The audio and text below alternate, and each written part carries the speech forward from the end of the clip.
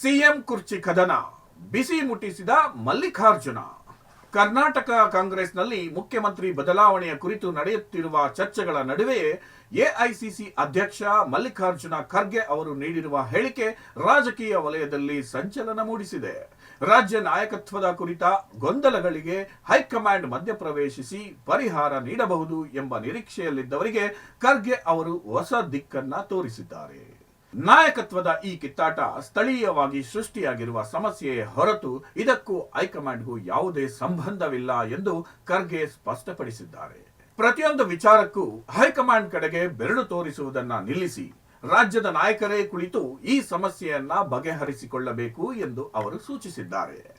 ನನ್ನಿಂದಲೇ ಪಕ್ಷ ಅಧಿಕಾರಕ್ಕೆ ಬಂತು ಎಂದು ಹೇಳಿಕೊಳ್ಳುವ ನಾಯಕರಿಗೆ ಟಾಂಗ್ ನೀಡಿರುವ ಅವರು ಯಾರೋ ಒಬ್ಬ ವ್ಯಕ್ತಿಯಿಂದ ಪಕ್ಷ ಬೆಳೆದಿಲ್ಲ, ಕಾರ್ಯಕರ್ತರ ಶ್ರಮದಿಂದ ಅಧಿಕಾರ ಬಂದಿದೆ ಎಂದು ನೆನಪಿಸಿದ್ದಾರೆ.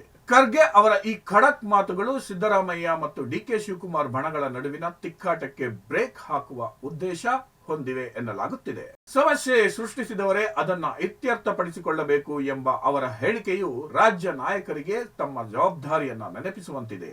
ಈ ಬೆಳವಣಿಗೆಯಿಂದಾಗಿ ಮುಂದಿನ ದಿನಗಳಲ್ಲಿ ರಾಜ್ಯದ ಕಾಂಗ್ರೆಸ್ನ ಆಂತರಿಕ ರಾಜಕೀಯ ಯಾವ ತಿರುವು ಪಡೆಯಲಿದೆ ಎಂಬುದು ಕುತೂಹಲ ಮೂಡಿಸಿದೆ.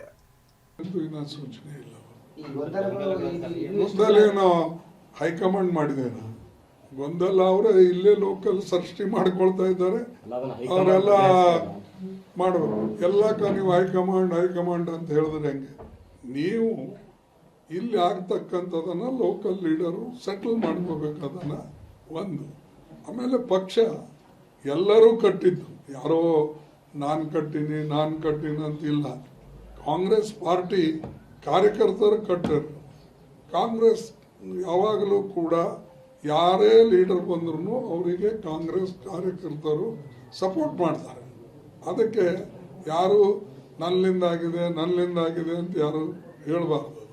ಮತ್ತು ಕೆಲವು ಕಾರ್ಯಕರ್ತರನ್ನು ಯಾರು ಹೇಳ್ತಾರೆ ಇವ್ರು ಕಟ್ಟಾರೆ ಅವ್ರು ಕಟ್ಟಾರೆ ಅನ್ನೋದು ಅದು ಬಿಟ್ಟು ಬಿಡಬೇಕು.